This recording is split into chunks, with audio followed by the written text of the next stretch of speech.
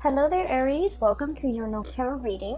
So, when I was shuffling out the spread, I saw two images for you, and I'm not sure which one comes first, but they're definitely related. So I'm just going to relay those images to you, and then we'll go over the spread, okay? So the first thing that I saw, which was pretty amazing, was you're at a scene at a circus, okay? And there is a big cannon, and this was back in the days where they shoot people at cannons. And there's this little boy. He looks really, really young, and he had like a superhero cape, a red cape on, and like a Speedo outfit, and he's getting into the mouth of the cannon. Someone shoots him off, and then he kind of rolls up into a ball, and then he rolls a vast distance, and he lands on a net, and then he stands up, and the crowd cheers. Okay, so that's the first image that I saw. The second image that I saw, and I think it should have gone first, but I saw this monk. He looks like a medieval monk, and you know how back in the days, if you look at images and drawings from the medieval time period, the monks, their heads are bald, but they have like hair that's growing on the side, okay? So he's like a medieval monk in this really dark castle in his study, and it's really dark outside. You can see the moon, and you can see the steeple and the chapel like outside the window. It's really dark. He's reading, poring over many, many, many books by candlelight. And when I saw this image, I immediately think about, the scribes, okay? The scribes. The people, the monks are the first ones that are literate, especially in medieval time. Not a lot of people have access to education. So they're the ones that keep ledgers. They're the ones that are really incredibly educated. They know letters. They write down like, they keep inventory, keep ledgers, but they also write down like the daily activities as to what happened today. And they're pretty much the first people that keep like a written history of things that have unfolded. Okay, so I feel like this guy, he's in his study by candlelight, obsessively poring over, looking through, researching, and trying to find something. Okay, so he was like very, very adamant about trying to find something. So those are the two images that I saw. And it was really difficult for me to try to get those images to kind of like tell the story, okay? So what I feel is happening here is there's something that you are doing. And I feel like for many of you, this is a part of like a job. For those who are self-employed, I feel like you're trying to launch something. And you're obsessively trying to do the preliminary background research, the market research. I'm hearing like patent. So for some of you, you might be inventors. You might be poring over all the patent history to make sure that this thing that you are trying to bring forth into the world has not been done before, like a violation of patent, for example, patent laws. And then I feel like for others of you, especially if you're not self-employed, you're working for other people, I feel like you're trying to look into the regulations, the rules and the regulations as to how something was done in the past, and then you're trying to bend the rules, okay? I feel like there's something here about not wanting to follow what was done in the past, wanting to trailblaze, wanting to create your own path. And I feel like you don't have a precedent. You don't have like, the thing that comes before for you to guide you. You're kind of like starting from scratch. You're starting on your own. And I feel like there's a lot of risk associated with it, okay? Hence the little kid being launched out of a cannon, okay? So like, I feel like in some way physically you're thinking like, how is this going to work? What exactly is it going to look like? And so it hasn't been done before, so you don't have an example to go by. You just have the idea in your head, and you're trying to bring it forth into the real world. And the real world is like constrained by the law of physics. And so you're just, trying to do that research into a field or into an area, a specific a specific field that you're not very familiar with, okay? And so I feel for many of you, this is like a very huge new undertaking that you're planning to start off, and you feel that it's gonna have like a tremendous yield, either financially, monetarily, or just, you know, it's something that you feel that needs to be done, and you're the person that wants to lay out the preliminary groundwork for this, okay? So this is like a huge undertaking that you're kind of like a responsibility that you're taking on, mainly because I do feel for many of you, normally you don't have the patience to kind of like, you know, do the research, sit there and pore over volumes and volumes of things to dictate how this is gonna happen. But for some reason, for some of you, you might be personally invested in it, or you might feel like, no, this is the right thing to do. I want to do it right, or I want to do this for somebody. There's like an emotional connection, or like an emotional reason why you want to do it. For others of you, you're like somehow invested in it, where you're just like, no, this is something that needs to be done because it's going to lay the groundwork for what's to come, and I want to lay the groundwork in the direction that I want to see things happen in the future, okay? I do sense we have here the Judgment card and the Justice card, okay? So this deals heavily with legality. The Justice card, this is about weighing out the pros and cons, okay? What is right morally, ethically, versus what is right like internally. And then we have here the Judgment card as well. Light bulb moment, okay? Some major idea that you are trying to bring forth into the world. It's almost like I'm getting a very strong like Aquarian, you know, influence here, where you're like so ahead of your time. You have these ideas swirling in your head, and I feel like you're trying to conceptualize it. You're trying to make sense of it. You're trying to like sort out these creative ideas, put them into little neat boxes so that you can understand exactly what you are trying to work with. I also feel like it's a major ethical or a moral issue that you're grappling with, okay? Whenever we are linked up with laws and legalities and rules and regulations, I feel like especially for many of you, you have an innate sense of what is wrong and what is right. And I feel like there might be some type of a moral conflict between what you feel is right, what you feel is wrong, versus what the laws dictate is right, or what the law dictates is wrong.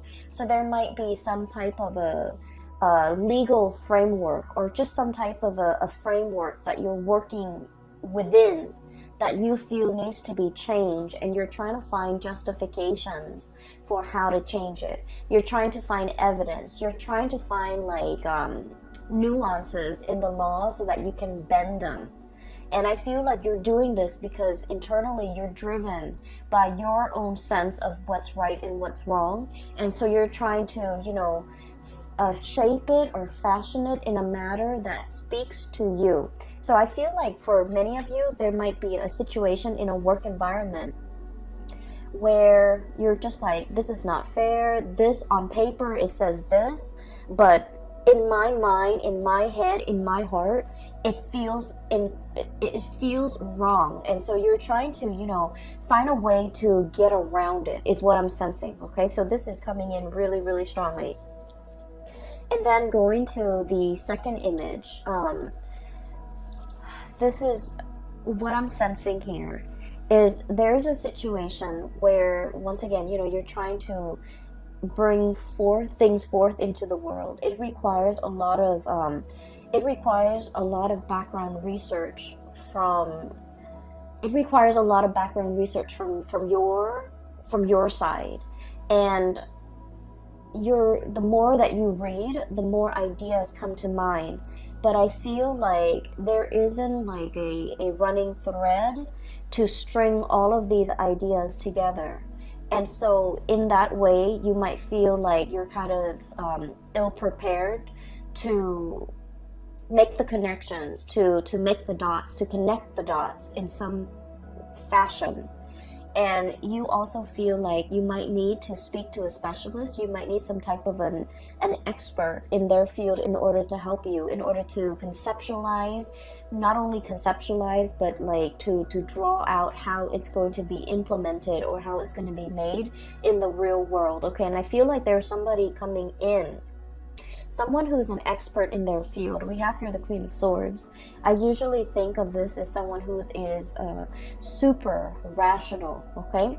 They work with rules, they work with laws, they work in the legal profession, and they are also, their mind is really, really fast when it comes to making connections, connecting the dots between one disparate idea and connecting it to another. So I feel like if you're kind of like fumbling around in the dark and you're just like, I need help, I really don't quite understand how to make sense of everything that's in front of me, the more research I do, the more I read up on something, the more confused I get, or the more ideas that come out of it, and I just feel scattered and I feel all over the place. I feel like you have an expert coming in that is going to be able to help you through this process, that's going to be able to make sense of it for you. For some of you, I do feel like, you know, it's just like there are too many things, too many interests, too many hobbies, too many ideas you want to get off the ground, and you don't even know what to do first. So I do feel in a way that the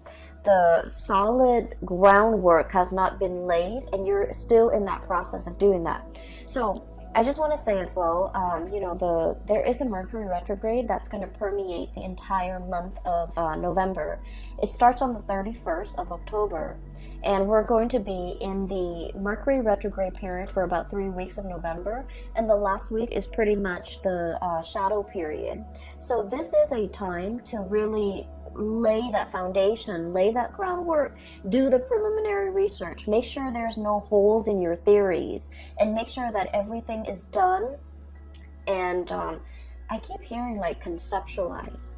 Make sure that you have a very, very, very solid foundation laid out before you start doing anything. And the time for you to start doing anything should be outside of this Mercury retrograde cycle. So I would say the month of December looks really, really right, especially if we are in the time of Sagittarius, which is a fellow fire sign. You know, when the sun is in Sagittarius, it's going to make a trine to your sign, Aries, and it's going to it's more conducive for, you know, bringing you recognition, bringing you into the limelight, and making sure that your plans and ideas and whatever you're trying to implement is foolproof, because you're going to get a lot of visibility. And so I feel like the month of November is not really the time to draw attention to yourself because of the Mercury retrograde period. It is time for you to kind of lay low, pour things over, understand things, read up on things, do the preliminary research, have all those ideas floating around. You don't need to string them into any type of a coherent thought. You just need to, you know, take them into account, but don't implement anything until the month of December. So I hope that makes sense, because if things are not laid out well and thought about well, and, you know, I want to say, if they're not done well, by the month of December, when the limelight is on you, or when the spotlight is on you, that's when, you know, all the holes in your theories will start to show, okay? I'm seeing that it's like light streaming through it's almost like a window with curtains, and then light streaming through. If there are holes in the curtains, you're going to start to see those holes cast a shadow, and you're going to start to see the light. So I feel like this is not a time for you to get that limelight. It's going to come in the month of December, okay? So enough about that. I do want to move on to the cards, because there's something coming through here. First of all, we have here the Eight of Wands and the Eight of Swords, and both of these falling on top of each other.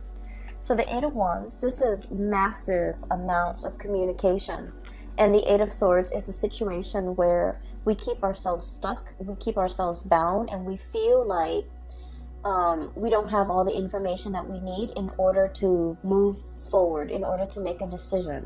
So what I feel is happening here is there's a major idea that you have, okay? I feel for many of you, you might be like consultants, you might be experts in your field. You are kind of like that, you're kind of like that voice of ingenuity, that voice, it seems to me like your judgment, guiding light, okay?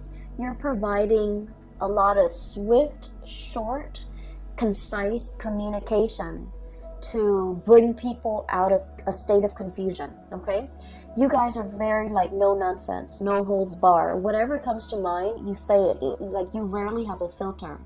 And I feel like because of this carefree, a lot of people might think it's reckless, but what I feel is it's a childlike innocence. It's sort of like, let's just do it first and then read the instructions later. Okay, let's just rely on our intuition to assemble this thing without having to read the instructions, because we all know, you know, intuitively where things are supposed to go. And you have that kind of like blind faith where you're able to like get things done, push people along, move people along. And I'm sensing, you know, start things off the ground, get things off the ground, get things running, inspiring people, and making like not letting people make excuses for why they're not getting things done. So I feel like you're kind of like the voice of not so much the voice of reason, but like that light in a tunnel to help guide people along, because you're very, very bold and brave and you venture into unknown territories. What I'm sensing here is there's definitely a situation where you're kind of like guiding somebody, and I feel like there's legality, like legal issues surrounding it. And once again, I mentioned before, you know, the whole sense of legality. What is right, what is written down as, you know, the law of the land, you don't agree with it, okay? You feel like there's something lacking here. It's the law or whatever's written down is very, very self-serving. So you're trying to find a way to bend this situation. And so many of you are kind of like working behind the scenes. Many of you are trying to find loopholes. Many of you are trying to find ways to get around things and to do exactly what you want. Like I'm sensing finding shortcuts, finding like the quickest point from A to B without having to circumnavigate, you know, like without having to kind of like dodge obstacles left and right. How do we shoot from here to there in the quickest manner, okay? Shooting out of that canyon. And so as a result of it, I feel like you're in a position either to guide people from all the obstacles that are kind of like strewn in their path. You're trying to find the quickest route from A to B to guide others. And you're trying to find as well kind of like the boldest move for you to make. And I feel like you're just going to land on your feet, okay? Like that kid being shot out of the canyon. If you're in a position where you feel like, I don't really know, you feel shaken, or you feel like, I don't really know how to realistically implement this in the real world, I feel that it's going to really take off for you.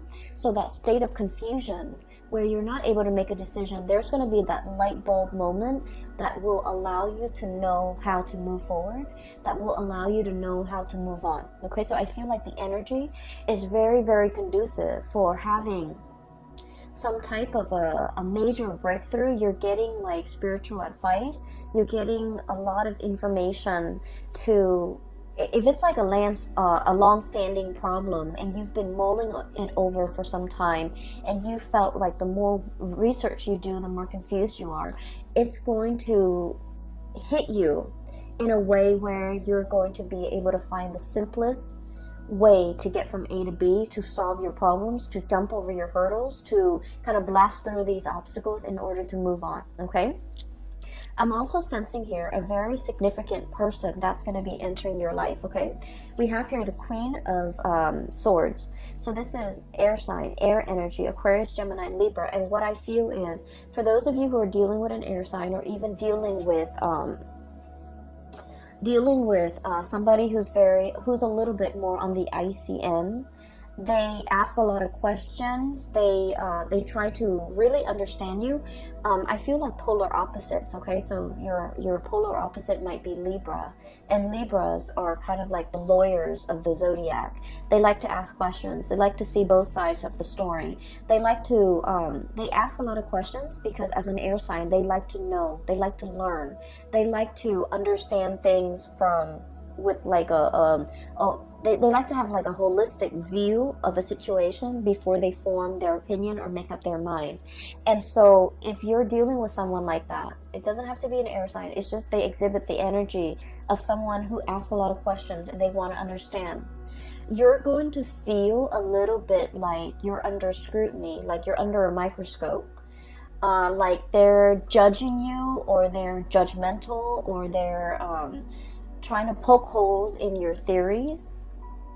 But what I feel is, in the process of interacting with this person, they're going to make you stronger. They're going to make you able to defend your ideas, defend your beliefs, and to solidify and strengthen your ideas and strengthen your beliefs so that your theories have no holes. Your theories are foolproof. So I feel like you have somebody in your midst that is like this. And what I'm sensing is, for some of you, this might be like a romantic partner who you feel might be overly critical. You feel they might be a little bit cold, a little bit distant, a little bit contrarian. You say one thing and they don't really see things that way, so they offer their opinion. And you guys have had a lot of clashes in the past where you don't see eye to eye. I honestly feel like they might have belittled you by the way in which they interact, by the questions that they ask you. You feel like they don't support you, or you feel like they're constantly poking holes in your theories. And what I see in this spread is this person doesn't mean to do that. And I feel almost like I'm seeing like, walking around on eggshells, okay? I feel like you felt a little bit judged. You felt a little bit like you couldn't be yourself. You felt uncomfortable.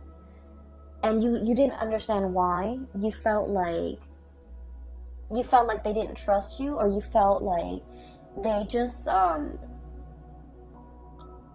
they shoot down your ideas. You felt very unsupported, okay? And so I feel like this wasn't like an easy relationship. For some of you, this could be, I definitely feel a very strong love connection. So it could be like a love interest, a love partner, or even like a family member that you, for whatever reason, you really wanted to please this person, okay? And I'm also sensing like, it's somebody that you hold in high regards, okay? They're on a pedestal. They're on the scale here. That you hold them in really high regards, and for whatever reason, you are very eager to please this person. You really like this person. They don't mean to be harsh. They don't mean to make you feel like they're poking holes in your theories. It's just they can't help themselves. The way if their curiosity is piqued, if you're saying something that really strikes at one of their many interests, they're going to ask questions. They're going to ask a lot of follow-up questions, and it can feel really uncomfortable. And you're not the first person that they have made feel like they're under scrutiny, like they're under a microscope, like they're cross-examining you. You're not the first person, and I feel like this person has a tendency to do this, and I feel like they isolate a lot of people.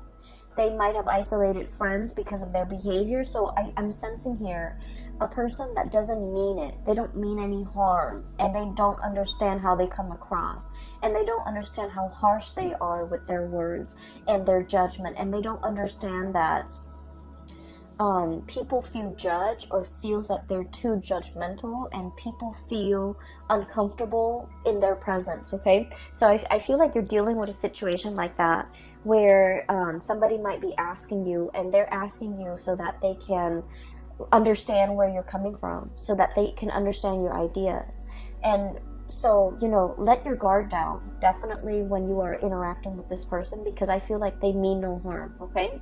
When we're coming from a space, anytime we're coming from a space where we are constantly questioning somebody else's motives, Three of Cups, this is a celebratory card, an exchange of communication, ideas, getting together, having a really, really good time, and you have this, you know, a flow, a really soft, I want to say a soft flow of energy.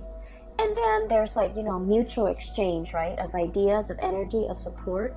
And then all of a sudden this person comes into the picture and they're kind of icy and rational and just, you know, stone face, poker face, so you don't really know where they're coming from. So I feel like, you know, they have a habit of doing this and they're not really aware of it.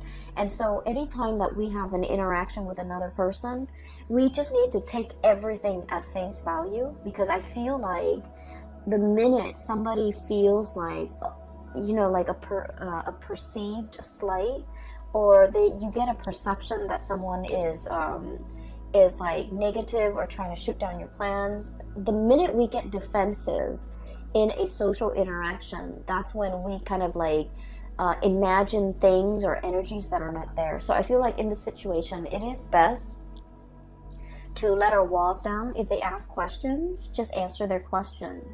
And I feel like it's going to create a more even flow of energy, okay? For some of you, you have somebody in your vicinity where there were like a lot of communication, like we have here, you know, arrows of love, a lot of communication happening all at the same time, and things are great. And then you go through a period where there's like zero communication, Eight of Swords, being stuck in a prison of swords, and you're just like, what just happened? Which way do I go? So I feel like you're dealing with someone who you feel is blowing very, very, very hot and cold. You don't know from one day to the next where you stand with them. I keep hearing bipolar.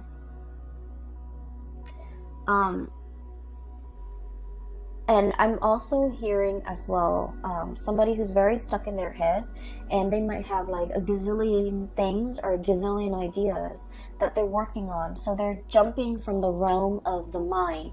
They're constantly thinking about other things, okay? So it's not that they don't have time for you, or it's not that, you know, they're... I feel like they're very, very busy, and I know that sounds terrible. There's no excuse. You know, if you really want to make something happen, if you really want to reach out, you want to prioritize a communication or a specific person in your life, being busy is no excuse. We find time for things and for people that matter. But I feel like there's like periods of like a lot of heavy communication with this person, and then you go through a drought, and then they come back, and then there's a lot of heavy communication. And you're just never sure where you stand with this person, and you're frustrated, and I feel like you're thinking about the worst. You're thinking about like worst case scenario. They're probably talking to other people, they have a lot of other options, they have a lot of other people in their mind. And I feel for many of you, you might retaliate by, you know, going out a lot, you know, trying to meet other people. And so when you're going through that period of drought and there's no communication from the other person, you are waiting on the communication, but at the same time, you're just like, you know, I do see like a retaliation where if there's no communication, you draw your attention elsewhere. And so I just feel like the other person has a lot of things on their plate. And once again, I'm not saying like it's an excuse, but I do feel like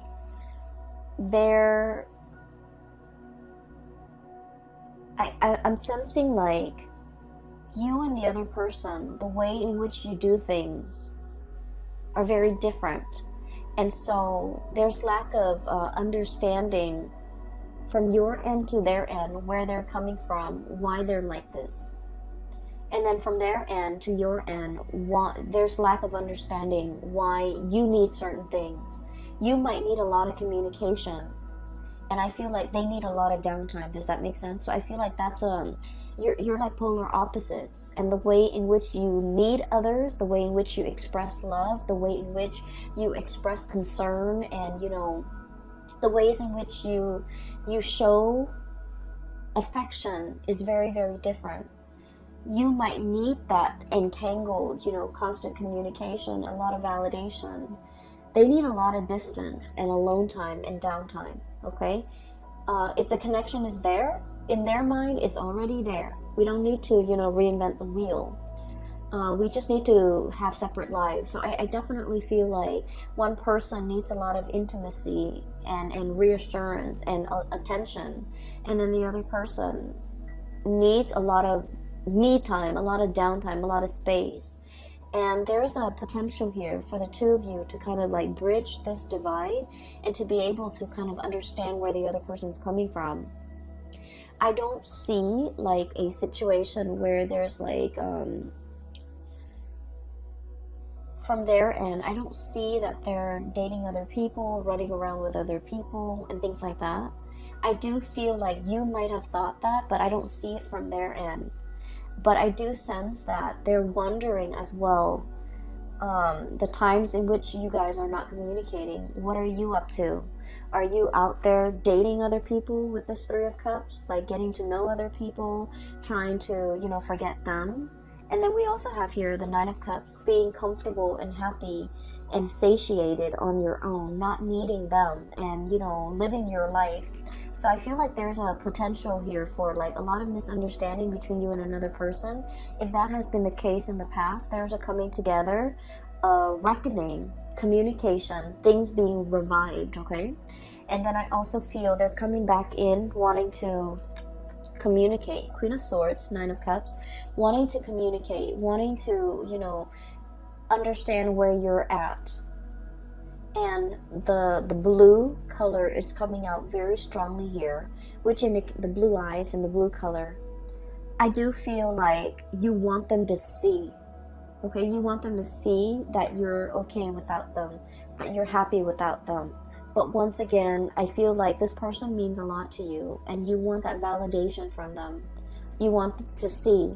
So if this has been somebody that has kind of like left you high and dry in the past, I feel like a part of you really wants to show them, really wants them to see that you're okay, you're happy, you're dating, your social life is really thriving and taking off, or your dating life is really thriving and taking off. Like, you want to see. Some of you might be posting on social media, posting like, that you're out and about, you're having a good time, you're enjoying the single life, if this is an ex.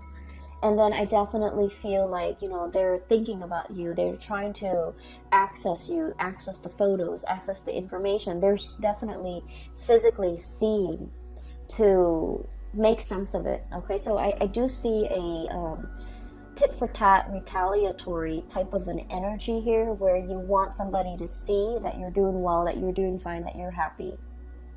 But once again, it still points me to the fact that you are wanting some type of validation from this person, okay? If it is an ex, I feel like it's going to be the end of it. If it is an ex and you just feel like you go through periods where you hear nothing from them, and then they come back in expecting everything to be okay. What I have is a stoppage in communication, Four of Swords. This is taking a break. And then we have the Five of Swords, and I usually think of this as like mincing, dicing something to kind of like cut it up into little pieces. It's like, I no longer need this connection, I no longer need this communication. I've been waiting for so long. It's finally coming in at a point where I'm at peace with myself, I'm happy, and I'm doing really well, so I don't need it. So I feel like many of you will be at a position where you get to kind of like give this person a piece of your mind. Like, I don't need you. I'm doing okay on my own. I am very, very satiated and incredibly happy. And so I don't need the crumbs and, all of this that you're bringing into the picture. But then on the other hand, I do feel like many of you, you're dealing with somebody where there is a lot of misunderstanding. What they need and what you need are totally different things. You might want to be the one, you know, going out, having fun, wanting to be the life of the party. And the other person, they crave a more peaceful, a quieter existence. And I feel like there will be like a bridging of the gap where the two of you will kind of like meet in the middle and try to, I want to say like compromise, okay? Like compromise. So I'm getting a very strong polar opposite here. And once again, your polar opposite is Libra. Libra is coming out very strongly in this spread. So for just a warning, for those of you who are dealing with a Libra person, I do sense there's a lot of misunderstanding, and I would just urge you to kind of, you know, slip yourself in their shoes to really understand and mull over and think about what they have said to you in the past, because I feel like you guys are talking over one another. You're speaking from here, they're here, and then the it's like, you know, the two shall never meet. So I feel like there's a lot of potential for misunderstanding. And so you kind of have to go back, cycle back into your, you know, memory Rolodex of all the conversations you've had, of all the things that they've told you, because I feel like they might have said a lot of things and you misinterpreted a different way. And likewise, you know, this energy flows both ways. You might have said things that they have completely misinterpreted. And so I feel like there's a definitely miscommunication that can be fixed, and the distance can be bridged between you and this person, okay? In particular, if you're dealing with a Libra, because I feel like one person feels like the other person is withholding information or withholding affection, and so they find affection elsewhere. And that can be you or that can be them. But I feel the energy of one person wanting to retaliate because the other person, they feel the other person is withdrawing. And so they, you know, find affection elsewhere, find attention elsewhere, seeks attention elsewhere. And then I also feel like when one person wants to be, you know, wants to cuddle, wants to be intimate, the other person is like tired. And so your timing is really off. Your communication is really off between the two of you. And I feel like, you know, that's a situation that can be easily fixed with just the right communication, with just, you know, letting the barriers fall down and approaching one another with like an open mind. Okay? So I just feel like there are a lot of issues here that can be hashed out, that can be revisited for resolution, for reconciliation, okay? I definitely feel reconciliation between you and a person that you feel might not have time for you. They might have had like very inconsistent communication. So I feel like that's coming in. But either way, I do feel there is a really strong love connection here where you are dealing with a polar opposite. And I do sense as well, there might have been a lot of difficulties in the past when it comes to resources, sharing resources. Resources might have been very scarce, but the two of you have finally kind of like bridged that gap. Two people are really, really doing well, and they're pulling together their resources. 7 of Pentacles here, okay? Waiting for that harvest. But this is like a long-standing process. Nurturing something, watching it grow over many, many months, okay? Over a long period of time, many years for some of you. So I feel like things are looking really good, especially if you have a partner and you both share resources and things have been hard in the past. There's going to be a major uplift, escalation, and resolution when it comes to financial resources, all right? So Aries, I'm going to leave it at that. All right, I wish you all a very wonderful November 2019. And if you are interested in a personal reading, I do have a link in the description box below for a colleague of mine. Her name is Bridget. She is phenomenal. I highly recommend that you get a reading with her. The link is in the description box below. And also, if you're interested in this deck, the local artist has reached out to me, and she told me, you know, to include a link to her website where you can purchase this deck as well as all the other artwork that she has available for sale. The link is also in the description box below. Okay, I wish you all the best, and I will be back for the month of December, and I'll talk to you guys soon. Take care.